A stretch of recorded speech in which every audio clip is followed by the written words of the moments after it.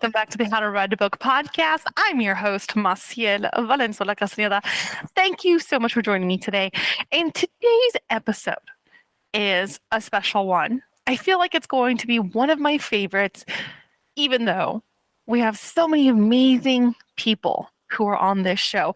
This one is going to be a heart favorite of mine. And because it is a young writer, somebody who is very early on in their career.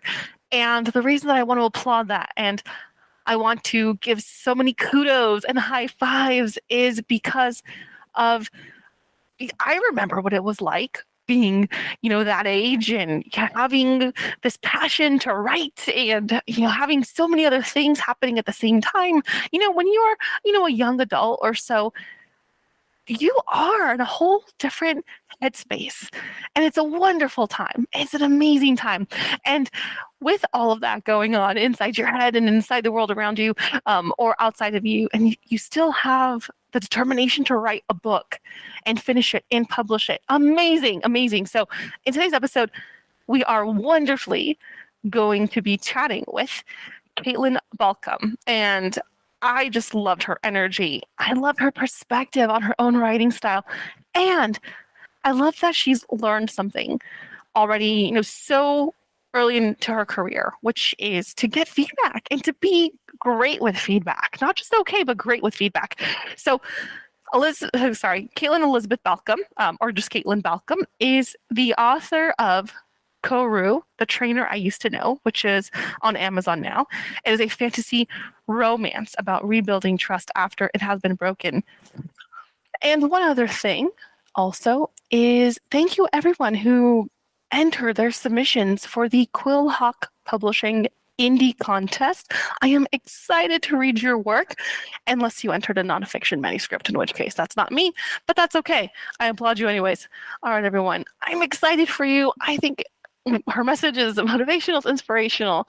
I felt just so happy after our call to continue forward. So I hope you feel the same way. All right, here we go. Welcome to the How to Write a Book podcast, the show that helps you plan, write, and publish your book, even if you're a beginner or just feel like one. Now, for your host, she's written over a dozen books and helps others bring their books to life. Here she is, Maciel. Hello, and welcome back to the How to Write a Book podcast. I'm Maciel. Hello, Katelynn. How are you doing today? I am doing fabulously. Excellent. Thank you so much for joining us today, Katelynn Balcom. Before we even get started into your intro, I want to say thank you for joining me today. We connected through National Novel Writing Month, previously, and, not just your aura, your messages, your personality was like, you're very go-getter, and I thought you would be a great addition to the show. Lovely to have you. So thank you again, just for being here and taking the time to join us on this special episode. Alrighty, so let's do a little bit of an intro. Katelynn Balcom is a teen author who was born and raised in the beautiful Pacific Northwest. Although the East Coast is your home now, you'll take the pretty trees and the rainy days any time. I love that. Now, you are the author of Koru, The Trainer I Used to Know. And let me know, did I say that right? I might not have said that right. It's Koru, like the Earth's core kind of thing. Oh, Koru. Okay, yes. And we just had this discussion, and still, I messed it up anyways. Awesome. It's okay. Well, thank you so much for being here. One of the reasons I wanted to have you here is because you are a teen writer, which is very special in my heart. And the reason for that is because a lot of times our stories, they grow when we're quite young. We love books, want to share stories, and I think it is brilliant that you have already published your book, your first debut novel, and you're on to your next one. So first of all, congratulations. That is a big round of applause. Thank you. Definitely. Now, I said a little bit about yourself, Katelynn, but Katelynn, why don't you tell us about yourself? Yeah, so I am 17 going on 18. I started writing when I was about 7 years old. I'd write little stories about, I think my first story was zoo animals escaping and having an adventure. then it started progressing a little bit more. I started writing little short stories. Granted, as an 8 and 9-year-old, I didn't know what they were. And then when I hit about 12, I started writing down book ideas that I had. I would just start thinking of and imagining different story ideas, and I'd write them down in my journal. That journal I actually have today. So, and then about 12, 13, I came up with a story idea after finding a mythical creature that I really loved. It's called an owl griffin, which is basically like a griffin, but instead of an eagle face, it's an owl face. And I went and ran with that. I was drawing pictures. I was doodling. I was like, where could I incorporate this story that it wouldn't be weird? Like, it would have to be a fantasy novel. And I've always had a soft spot for romance in my heart, but I don't like steamy romances, if that makes sense. Like, they get a little too inappropriate for me. And so I wanted to write a clean romance, incorporating this creature, the owl griffin. And so it started as Koru, the trainer I used to know, but there was a lot of added on letters. I created my whole language. It was Korujhg. And that's how it started. That's how her name started. I've been homeschooled since I was in first grade. So I've had, I'd say, the best education than some. Yeah, I like writing. I published my debut novel this year, back in April. Yeah, that's about me. I like gardening.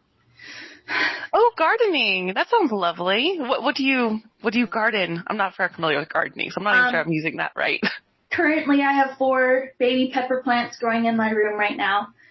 My window is like where the sun is for most of the day, so they get plenty of sunlight. I've got 4 succulents growing. One of them I got from Mexico when we were there back in December of last year. And it's been like propagating, and so I've been making little baby succulents of that one. So that's so cute. I love that. I love succulents because that's a plant I can easily take care of, you know. And you don't kill it super easily. Exactly. Like, they're really resilient. Like, it's like they want to stay with you, which other plants are like, no, I'm done. I'm out. You know. So that's brilliant. So you got a green thumb and you've got a writer's hand. That's awesome. So what was it like for you? You know, so you've been writing during your lifetime. You've been creating some stories, and now you're here with Koru. What was that writing process like for you?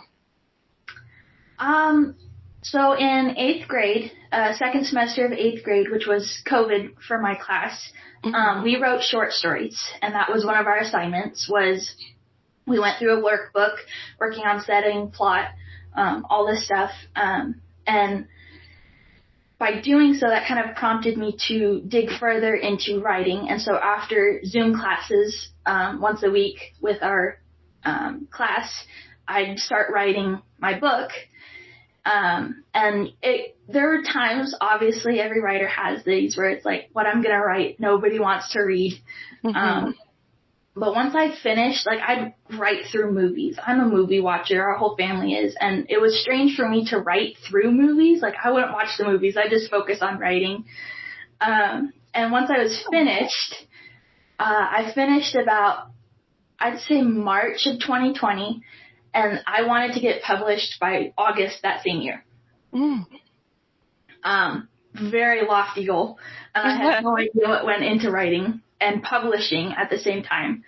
So I put it to rest a couple years, and then back in August of last year, trying to get my dates right, because we've been traveling for the last year and a half, so I was trying to figure out where all my dates are. Last August, I met a good friend of mine who edits professionally.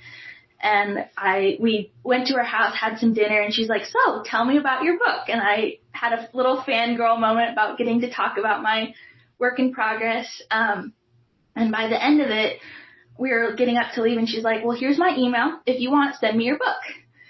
I'll look it over. And so she looked it over for me in her spare time. And by doing so, she made me realize, one, that I needed to rewrite a lot of stuff. The original manuscript was very much a 13-year-old, and I was a 16-year-old editing it. And I looked back and I was realizing that my innocence, although sweet, needed to be changed a little bit. But then she also pushed me to be the best writer I could be. And so there were some hard parts about the editing process, if I'm going to be honest. Like, she'd go through and she's like, you need to change this. I'm like, but I like this. And she's like, you need to change it.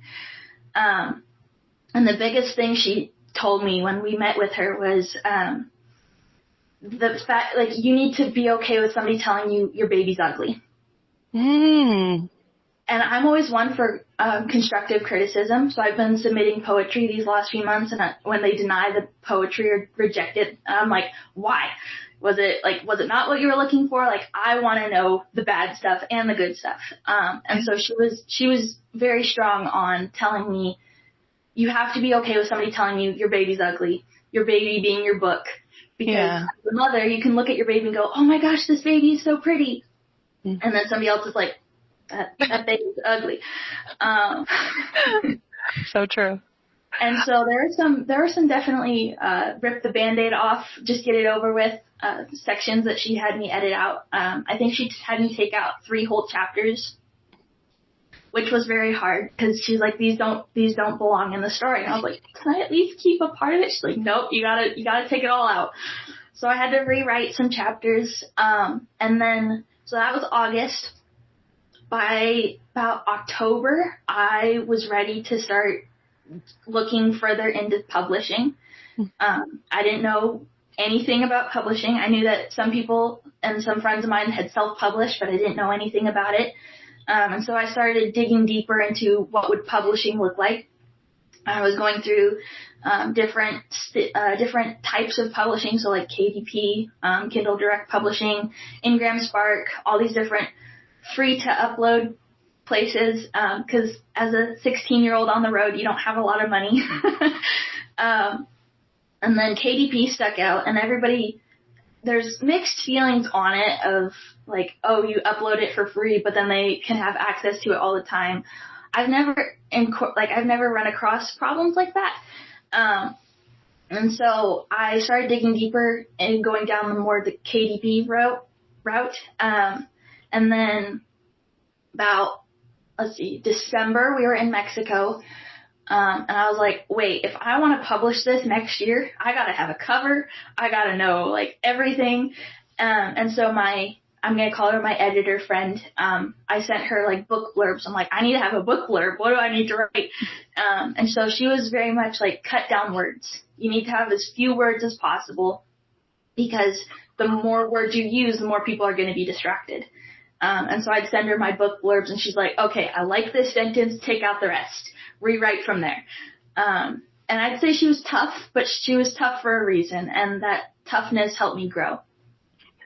That's awesome. Oh my gosh. Well, first, you have willingly, openly, like with your heart open, jumped into a part of the writing journey that a lot of people don't learn until much later.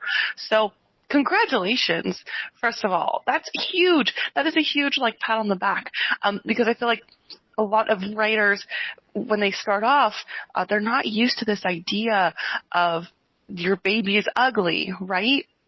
You've not only learned that very early in your writing journey, but you accepted it. You said, okay, that's what the process is, and you went forward. And that's really hard for a lot of people, and for a lot of different reasons. It could be that they feel like it reflects on them personally. Maybe they spent a really, really, really long time on this book, and that hurts for them to hear that. But I mean, just kudos, huge kudos, because it's a huge part of the writing process, and you have absorbed and learned it very early on in your journey. So I'm amazed. I'm impressed. That's amazing. Good job. Thank you. Definitely. We have to celebrate the wins. We do. It's like, yes, good job. And for your editor friend, that's awesome. She gave you some really great, it sounds like, developmental feedback. It sounds like maybe she even did some like line editing, proofreading, things like that. She was helping you with the book blurbs on that level. So that is awesome. That sounds like a very great friend. Good job. Yeah. Definitely. No, you have been saying something that I'm just curious about. You keep saying on the road, traveling. What's your living situation like? Well, right now we're in a house. Thank the maker. We were traveling from so we moved from Washington. I'd lived in Washington my entire life, so 16 years in the same house for 16 years. And God called us to move. And we're like, where? And he's like, move. I didn't say where. I just said pack up and go. And so we bought a trailer. We got a 42-foot fifth wheel, which is a very big trailer if you don't know what that is. And then we bought a big truck to pull it, moved not all of our stuff. Majority of our stuff we put in storage at my grandparents' house and then put the rest of it in the trailer, and we went. Wow. So we traveled for 18 months in this, which most people, when they think of, traveling on the road, that's amazing, it's the American dream. It's not. Sharing a 400, 500 square foot house with everything that you've owned with 4 people in it is not fun. Sharing a room after not sharing a room for so long in a little closet is not fun. There's a lot more repair and work put into a trailer than there is a house because your home is actually moving. So we had, when we were in Mexico, we basically went down West Coast, down the Rockies, stopped in California. We got our passports. In November, we renewed our passports, and we're like, hey, we should go to Mexico, Baja, because we're right there. So we went down to Baja with our trailer. Not a smart idea, I might add. Those roads are not built for big trailers. And we moved to Baja, Mexico for 2.5 months. So then in that process, I was getting more along the lines of, okay, let's look into self-publishing. And then after having 4 breakdowns on the side of a Mexico road with no shoulder, we were like, we're done. We're scooting booting out back to California. We can't handle, our trailer can't handle this. Like, there's no way we can survive another month. And so we basically beelined it back to California in 2 days when it took us 4 days down to reach the tip with our trailer. So then after traveling Mexico, we went through California, Arizona for my 17th birthday. We have family there. And then through Texas. We stayed in Texas, which is where my book was published. Like, that was the stopping point. We had a family emergency that made us stay in Texas for about 4 or 5 months. So I got a job. We dove into youth group, all this stuff. And then God told my dad, he's like, you have a job in Tennessee. And we're like, we thought we were supposed to be moving here. He's like, I didn't tell you to move here. I said, stay here for a minute. And so we moved up to Tennessee, and that's where we're now. Oh, wow. So you're in Tennessee right now? Yeah. That's awesome. What's it like there? I've never been. Right now it's cold and sunny, but I like the sun. In Washington, we don't have sun except for during summer. We get rain and clouds all year long mostly. So I'm liking it. The fall here is amazing. It is beautiful. The trees, like in Washington, we had more fir trees versus here we've got deciduous. And so the trees turn beautiful colors.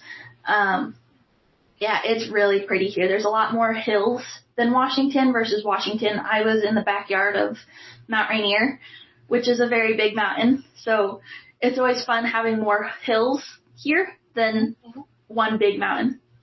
Wow, yeah. That's beautiful. And I really admire the faith that your family has. That's very cool to say, you know, this is what God says. We're going to do it. Just jump to do it. That's beautiful. That's really cool. All right. Well, I was curious about where you were. I was like, oh, you're traveling. All right. So you published your book in Texas. So I'm curious, looking back, because this show really focuses on motivation, inspiration. Was there a time where you're like, okay, and you kind of did talk on this a little bit, like you felt like this emotional wall is in front of me and you couldn't get past it? Did that ever hit you? Oh, yeah. Yeah. So in Mexico, I was looking at hiring a cover designer, and I went through an online company called Fiverr. I don't know if you've heard of that one. And because I was on a budget, I didn't want to spend a lot of money on a cover designer and like be like, oh, well, I still have to pay for whatever, right? And so I went cheap. Mm-hmm. The first cover I got was awful. It made me want to stop writing altogether not publish. And part of it was kind of my fault. I wasn't clear enough in what I was wanting. But the cover that I got was like an anime manga dragon queen. And I was like, that's not what I asked for. And so I got a refund, thankfully, but that cover kind of like, I don't know, stopped me. Mm-hmm. So then after that, I was kind of depressed in writing, because like, I'm not going to get a cover that I want, right? And I was wanting a double exposure picture. I don't know if you can tell, like, where it's a face, but then it's a person. Yeah. And so I was wanting that, and I found another gal who has, like, a ton of 5-star reviews. Everybody who's worked with her loves her. And I messaged her, I was like, I had a bad cover designer. Can you, like, remake this? Can you redo it? And she's like, totally. And so she was actually really helpful in the fact that, like, she explained everything that she was going to do. My motivation, honestly, was having my friends and family support me. After that bad cover, my mom's like, it's not the bad cover does not stop the book. It's the person who's writing it. Mm. And so I got the good cover on my 17th birthday. I was very impressed with it. You okay? And I feel like that pushed me further. Like, it's like being told so many times, like, you can't do it. And then somebody says, you can. You're like, really? I can? Right? Like, it's one of those, oh, I can actually try. And so after getting the good cover, that was the motivational push for going on with the self-publishing journey. That's awesome. And I love your support system. And thank you for asking if I'm okay. Yeah, I was sneezing. That support system that you have, that's amazing. To open the gate that says, like, okay, yes, I can do this.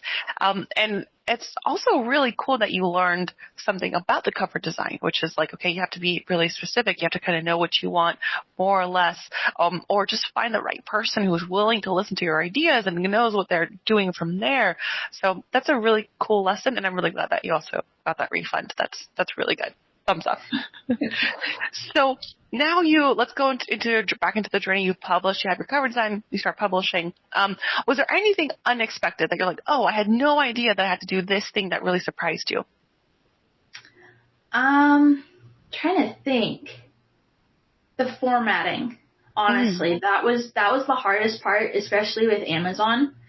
And that's what I don't really care for about Amazon is I had to format it just right, and I had to download all these apps to make it available in Kindle and paperback, and I had to do different formatting for each, and then I'd have to order proof copies. And so the proof copies starting out were horrible, and that was also one of those things that I was like, no, my book is not going to get published. And my mom kept telling me, go back to my goal. What was my goal? My goal was not to get 100,000 copies out there. My goal was not to become a bestseller. My goal was just to get my name out there. So if I published one book and it wasn't the best, but it was the best that I could do, then my name was out there, and that was the entire goal.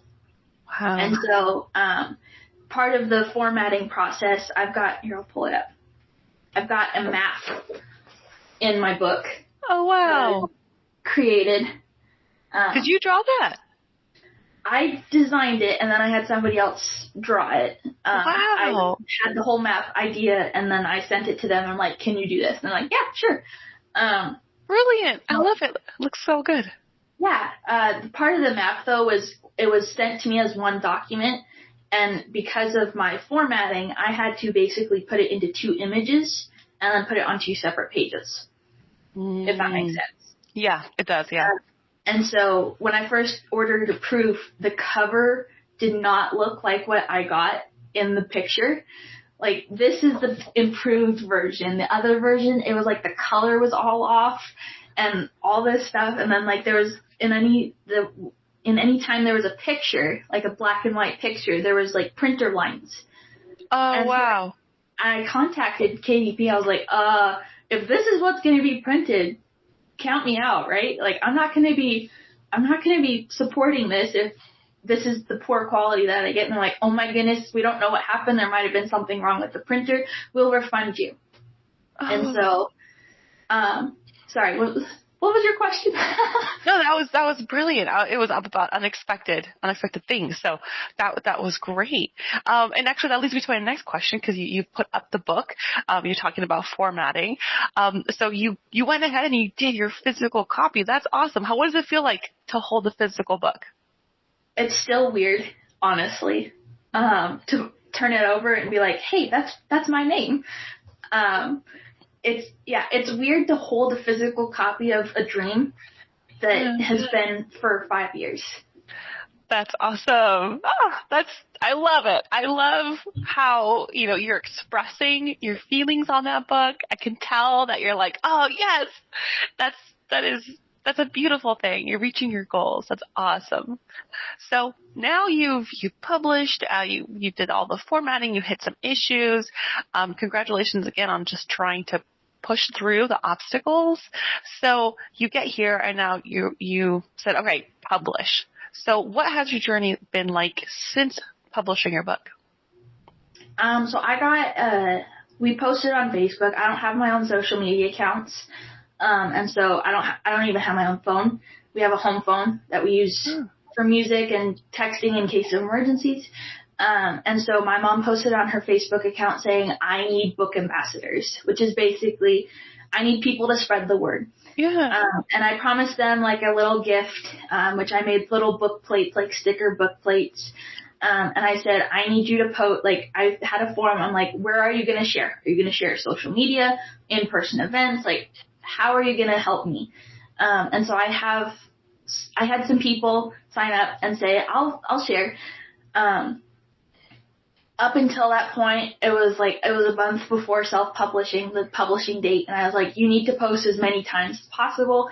I had one person say I was going to post, but I forgot to. And so she never posted. She never supported me or anything. But then I have one gal who is actually still like posting about me, which I'm really impressed with. So then publishing came along.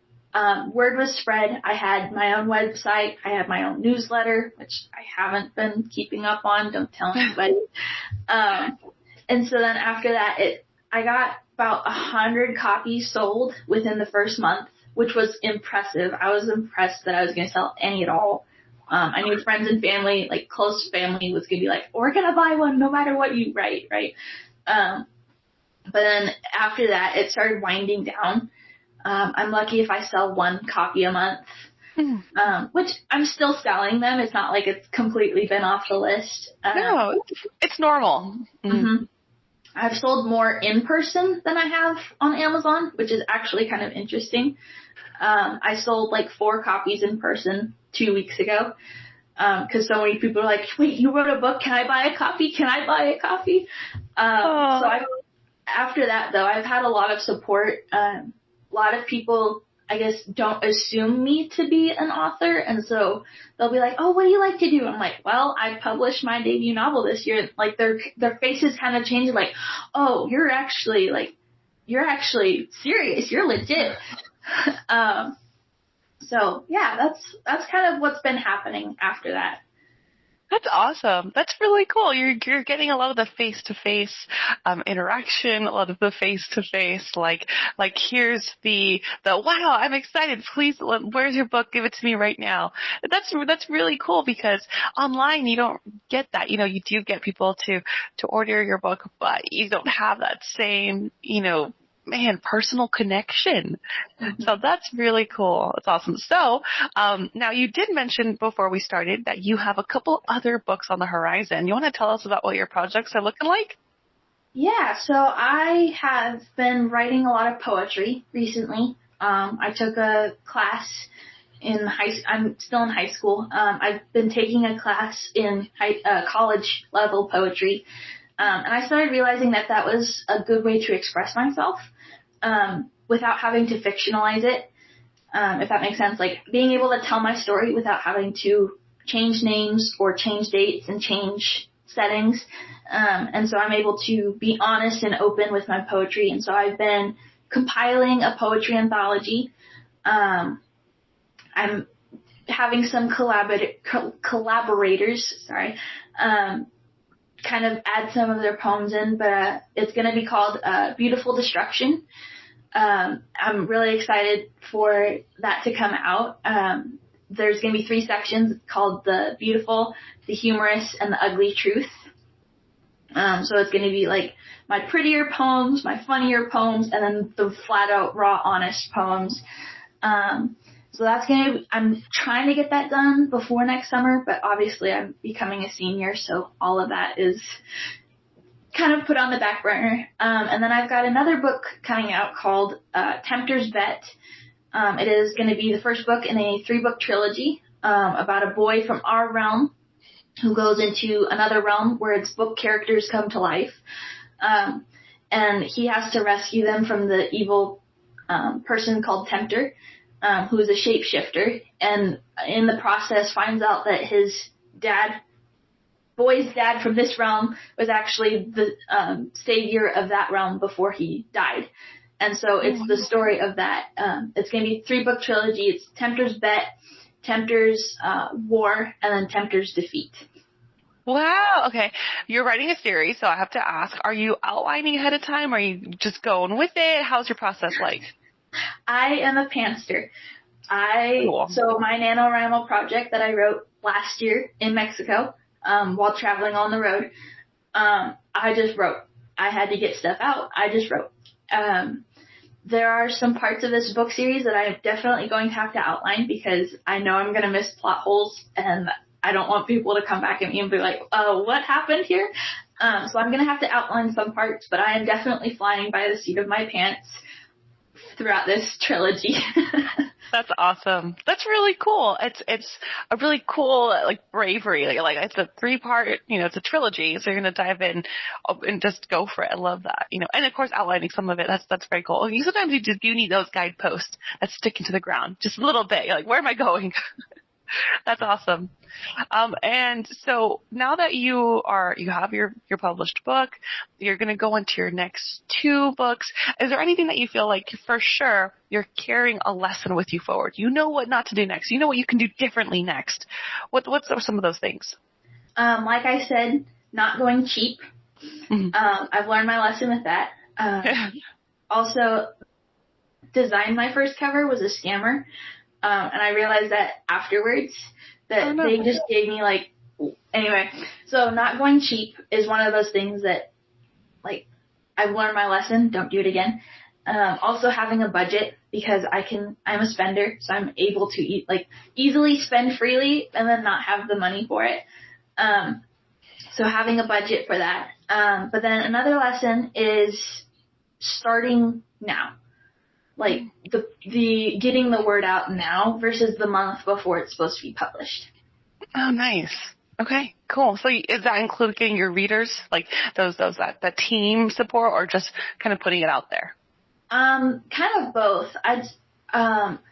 Before I met my editor friend, I had a whole bunch of beta readers who kind of quit halfway because they weren't dedicated. Mm-hmm. And I was like, no, I need this done. And they're like, I don't have time. Well, I need to find people who are actually rock solid and will be willing to put in extra effort for me to help me reach that goal of publishing. That's awesome. I love the lessons that you've learned. And again, congratulations, because you are far ahead of what other people do for themselves. You've learned a lot in a short amount of time. And so that is awesome. That is really, really brilliant. If you ever feel a moment of doubt in the future, always remember just how awesome you are, because a lot of people hesitate to do all the things that you have already done. That's awesome. So we are about the near end of our wrap-up right here. Is there anything else that you would love to share with the audience, whether that's inspiration, a tip, things like that? One of my biggest things, and it might not be for everybody, but Bird by Bird by Anne Lamott, I don't know how you pronounce her name, that kick-started everything in my Koru writing process. I started reading that book in July, and then I met my editor friend in August. And that book just kind of like kicked me into action.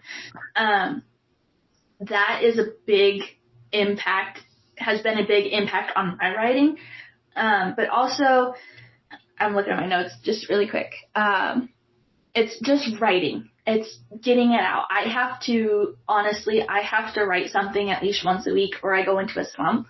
And even if it's like little conversations, like I have a notebook here while I was waiting to set up that I was writing in of like a conversation that's been playing in my head. And it's just writing stuff down, even if you know it's not going to be good. And talks a lot about like just write, even if it's bad, even if it's horrible. I know one of your guests from the NaNoWriMo sessions, she was saying that you can't write on a blank page, can't be read, one that's written on can be. And so I found that very powerful, just writing no matter what, even if you don't feel like it, just write. And just don't let anybody tell you can't, because a lot of people didn't take me seriously and said, oh, you can't publish a book. You're only 14. You're only 16. You're only 17. And I'm like, actually, I can. I can publish, and I've proven myself that I can. And it's taking that first step of just jump. And even if it's a tiptoe of I'm taking one step, just one step at a time. Mm-hmm. That's brilliant. Thank you so much for sharing that, Katelynn. Alrighty then.